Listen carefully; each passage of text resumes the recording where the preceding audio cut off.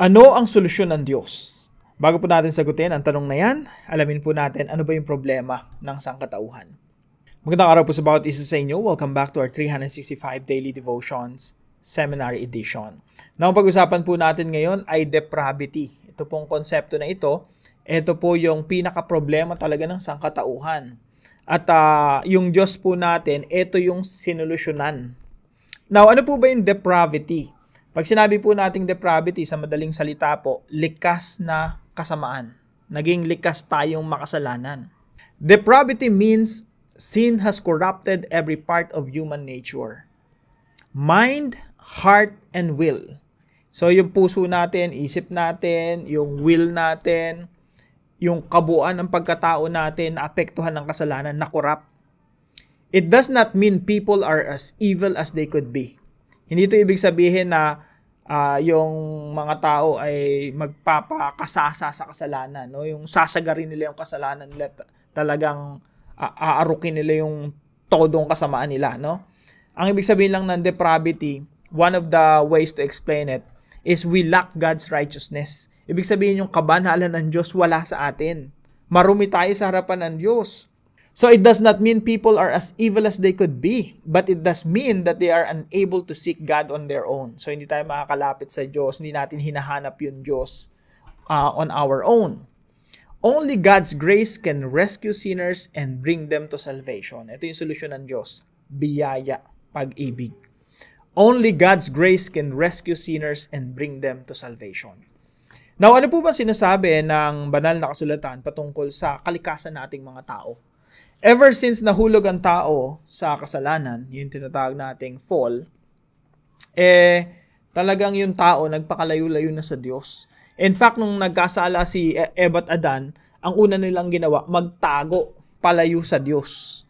Nawala na yung communion, nawala na yung fellowship, nawala na yung pakikipag-ugnayan nila sa Diyos, nagtatago na sila, umaalis, nagpapakalayo na sila sa Diyos. Pero makikita po natin sa Bible, yung Diyos natin, siya ang naghanap sa tao. Maging sa atin rin po, no? Yung Diyos ang naghanap sa atin. At salamat sa Panginoon kasi natagpuan niya tayo. So, sabi po sa 1 Corinthians chapter 2 verse 14, the natural person. Ito yung likas na tao, yung normal na tao, yun yung natural, no? Yung walang espiritu ng Diyos, yung tayo lang. The natural person does not accept the things of the Spirit of God, for they are folly to him, and he is not able to understand them because they are spiritually discerned. Sapagkat ang taong hindi nagtataglay ng spirito, yun yung natural person, ay hindi kayang tumanggap ng mga kaloob mula sa Espiritu ng Diyos. Para sa kanila, kahangalan ang mga iyon. Naalala niyo po ba ng mga panahon na nakikita natin yung mga ibang Kristiyano, parang foolish, kahangalan sa atin, stupid? Naalala niyo pa ba yung mga panahon na, ay, never kong gagawin yan. Nandidiri tayo sa praise and worship, no? Parang ang corny-corny ng mga Kristiyano, sumasamba sa Diyos, nagpapalakpakan, nagsasayawan, parang nag-amen doon. Hindi maintindihan. So sabi rito, yung taong hindi nagtataglay ng Espiritu ay hindi kayang tumanggap ng mga kaloob mula sa Espiritu ng Diyos. Para sa kanila, kahangalan ang mga iyon at di nila nauunawaan. Sapagkat ang mga bagay na espiritual ay mauunawaan lamang sa paraang espiritual. Ngayon na tayo ay nakakilala sa Panginoong Jesucristo, naunawaan natin yung biyaya ng Diyos, nawaan natin yung salvation, yung ebanghelyo ng Panginoong Jesucristo, talagang todo bigay tayo sa Panginoon. Lord, thank you, I praise you, I honor you, I give my life to you, I surrender everything to you. Bakit natin nagagawa yan? Kasi yung Espiritu ng Diyos, taglay natin, nasa sa atin at nauunawaan natin. Pero yung hindi nakakaunawa noon, yung walang Espiritu ng Diyos, kahangalan lahat ng iyon. Bibigay mo yung buhay mo sa Diyos? That's stupid, no? Kahangalan yun. Now, ito po yung una nating katuruan ngayong araw. Sin affects every aspect of human nature. Yung kasalanan po, naapektuhan lahat ng aspeto ng ating pagkatao. Puso, isip. Matindi po yung kasalanan. Basa lang tayo ng ilang mga talata, no? Romans chapter 3 verse 10 to 12. Sabi dito, there's no one righteous, not even one. There's no one who understands, there's no one who seeks God. Walang naghahanap sa Diyos. All have turned away, they have together become worthless. There's no one who does good, not even one. Verse 23, for all have sinned and fall short of the glory of God. Yamang ang lahat ay nagkasala at hindi nakaabot sa kaluwalhatian ng Diyos. Now, sin affects every aspect of human nature. Alam niyo po ba kung gaano katindi yun? Yung naapektuhan yung kabuuan ng pagkatao natin, pati isip natin, pati puso natin, will, spirit, lahat. In fact, kahit na nagpipreach ka o nagpapakanta ka, praise and worship, yun yung pinaka-banal na pwede mong gawin. You're leading people to worship God. Pero sometimes, even at that point in time, yung puso natin nakakaramdam ng pride, ng kasalanan. Gumagawa ng kasalanan yung puso natin sa gitna ng pagsamba. Alam mo yun, sincere ka sumasamba sa Panginoon, tapos papasok sa puso mo, wow, nakakapag-lead ako ng praise and worship, very effective, ang galing-galing ko. Pride. Sa ganong sitwasyon, na praise and worship, sumasamba ka, naglilid ka, nagpipreach ka, nangangaral ka, wow, ang galing-galing ko mag-preach. Pride pumapasok sa puso natin. Ganun po katindi yung kasalanan. Kahit sa pangangaral ng salita ng Diyos, pumapasok, nanghihimasok sa puso natin. Ibang klase, no? So, isipin nyo po, sa ganung kabanal-banalan, quote-unquote, kabanal-banalang mga aktibidades, nagiging makasalanan pa tayo. How much more sa mga pangkaraniwan nating ginagawa araw-araw. So, sin affects every aspect of human nature. Number 2, seeking to honor God is not natural. Yung maghanap sa Diyos, hindi yan normal sa tao. Actually, ang hinahanap nila, yung Diyos na nagre-reflect yung kasalanan nila. Paano ma-explain to, no? Your people are not seeking the true God. Hindi talaga nila hinahanap yung tunay na Diyos. Humahanap sila ng false gods, false religions, na ang magbe-benefit yung tao. Yun lagi yung mindset ng tao, no? Kahit po siguro sa lahat sa atin dito, no? Nung hindi pa tayo Kristiyano, hindi pa natin naunawaan yung Ebanghelyo, wala naman naghanap talaga sa atin na sa Diyos na, Lord, I want to honor you. Gusto kitang sambahin, parangalan, papurihan. Walang ganun eh. Kaya nga sinasabi rito sa Romans chapter 3 verse 10 to 12, there's no one righteous, not even one. There's no one who understands. There is no one who seeks God. Walang naghahanap talaga sa Diyos para sambahin at ibigin at mahalin ng Diyos. Yan po yung total depravity. Sabi nga rito sa isang quote kay William G. T. Shedd, total depravity means the entire absence of holiness, not the highest intensity of sin. A totally depraved man is not as bad as he can be, but he has no holiness. There is no supreme love of God. Sobrang makasalanan natin, wala talaga tayong pagmamahal sa Diyos. Wala talaga tayong, desire, hanapin ng Diyos para papurihan at parangalan siya. Pangatlo po, salvation is entirely a work of God's grace. Yung mga tao, nagpapakalayo-layo sa Diyos, alam niyo yung Diyos, mahal na mahal tayo, pinakitaan tayo ng kagandahang loob, iniibig niya tayo, tapos tayo nagpapakalayo-layo sa Kanya, nagpapakasasa sa kasalanan, magpapakalayo-layo sa kabutihan at kabanalan ng Diyos. Pero yung Diyos, siya yung nagmalasakit, siya yung naghanap sa atin. Sinugo niya ang Panginoong Jesucristo, ang Espiritu ng Diyos, hinanting tayo hanggang sa madakma tayo, pinanahanan tayo ng Santong Espiritu, ibinalik tayo sa Diyos.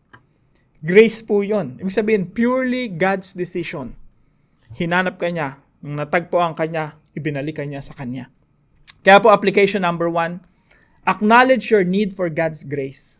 Hindi po tayo ang naghanap sa Diyos, ang Diyos ang naghanap sa atin. Hindi tayo ang unang umibig sa Diyos, ang Diyos ang unang umibig sa atin.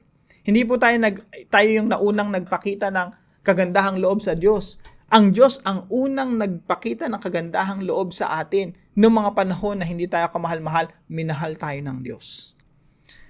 Sabi po sa Titus chapter 2 verse 11 through 12, for the grace of God has appeared that offers salvation to all people. Yung kaligtasan, biyaya ng Diyos yan. In-offer sa atin ng mga panahon na hindi tayo kamahal-mahal at namumuhay tayo sa kadiliman. Pero sabi dito, the grace of God has appeared that offers salvation to all people. It teaches us to say no to ungodliness and worldly passions, and to live self-controlled, upright, and godly lives in this present age. We need to acknowledge our need for God's grace. Pangalawa po, pag pinag-usapan yung pagsisisi, mga kapatid, repentance, kung meron man sa atin na namumuhay sa kasalanan or first time yung narinig yung devotion natin na ito, maybe may nag-share ng devotion na ito sa iyo. Kapatid, repentance. Ito po yung pinakaunang step para mapalapit tayo sa Panginoon. Repentance. Talikuran ng ating mga kasalanan at manumbalik sa Diyos. Yung repentance po, pagsisisi. Hindi lang siya emosyon, ay, nakagawa ako ng kasalanan, nagigilty ako. Hindi po ganun eh. Yung repentance, action siya eh. Gagawin mo talaga siya. Tatalikod ka talaga sa mga kasalanan. Pagsisisihan mo na yan. Re-reject mo na yan. Yung lifestyle mo, lifestyle natin na masama, balik tayo sa Panginoon. Yung repentance po, it involves what? It involves the heart, the mind, na-realize natin na, oy, mahal pala ako ng Diyos. Si Jesus pala nag-offer ng salvation sa akin, ng bagong buhay para sa akin. Naunawaan natin yung gospel. Namatay si Kristo para sa atin, muli siyang nabuhay upang tayo magkaroon ng bagong buhay.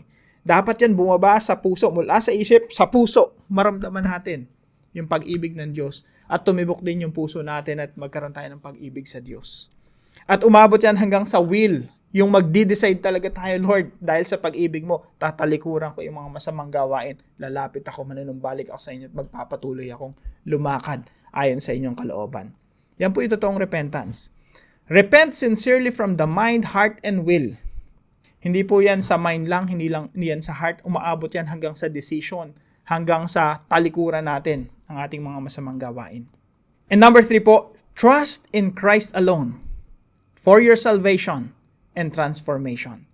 Mga kapatid, ang kaligtasan po ay sa pamamagitan lamang ng pagtitiwala, pananampalataya sa Panginoong Jesucristo doon sa ginawa niya doon sa krus, na nung siya'y na bayubay doon sa krus ng Kalbaryo, ibinuhos niya ang kanyang dugo para tayo na mga totally depraved, totally na mga makasalanan, ay dumanas ng paghuhugas sa ating mga kasalanan at yung kanyang righteousness ay ilipat sa atin. Yung kanyang kabanalan ay ilipat sa atin. At magkaroon tayo ng total righteousness in the eyes of God. Yan po yung biyaya ng Diyos.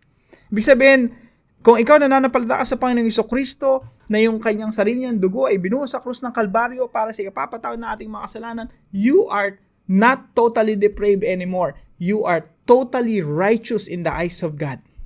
Sa harapan ng Panginoon, kasing banal mo ang Panginoong Jesucristo, walang bahid ng karumihan, malinis sa kanyang harapan. Puting-puti, busilak, dalisay. Yan po ay biyaya ng Panginoon. Tingnan po natin yung verse na binasa natin, verses from 11 through 12. Sabi po rito, for the grace of God has appeared that offers salvation. Verse 11, may salvation na ino-offer yung biyaya ng Diyos. Pero that same grace will also bring transformation. Kaya sabi po rito, yung grace na yon, it teaches us to say no to ungodliness and worldly passions and to live self-controlled, upright, and godly lives in the present age. Itong biyaya ng ito ng Diyos, yung kagandahang loob ng Diyos, ito rin ang magtuturo sa atin na talikuran ang makamundong pamumuhay at damdaming makalaman at mamuhay tayo sa daigdig na ito ng may pagpipigil sa sarili, matuwid at karapat-dapat sa Diyos. Transformation. The grace that offers salvation is also the same grace that will bring transformation. Now, para po sa ating discussion, why is it important to understand that salvation is entirely by God's grace and not by our own efforts? Yung dakilang solusyon ng Diyos sa pinakamatinding problema ng sangkatauhan, yung depravity, kasalanan. Tapos ang solusyon ng Diyos na biyaya niya. Bakit importante na makita natin na purely the grace of God saved us at hindi natin kayang iligtas ang ating mga sarili? Pag-usapan po natin ito sa ating mga discussion groups at samahan niyo po ako sa panalangin. Heavenly Father, I humbly acknowledge that apart from you, I am lost in sin. My mind, heart, and will are affected by depravity, and I cannot seek you on my own. But in your love, you sent Christ to rescue me. Thank you for your grace that saves, restores, and transforms. Help me to trust fully in you, knowing that my salvation is your work alone. Keep me from pride and self-reliance, and draw me closer to you every day. May I live in gratitude for your mercy and share your grace with others. In Jesus' name I pray. Amen and amen.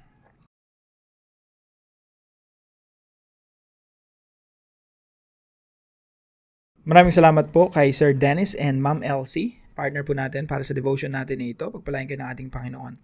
At kung kayo po ay manatutunan sa devotion natin na ito, ipalam nyo lang po sa comment section right below this video. And please share this devotion to your family and friends.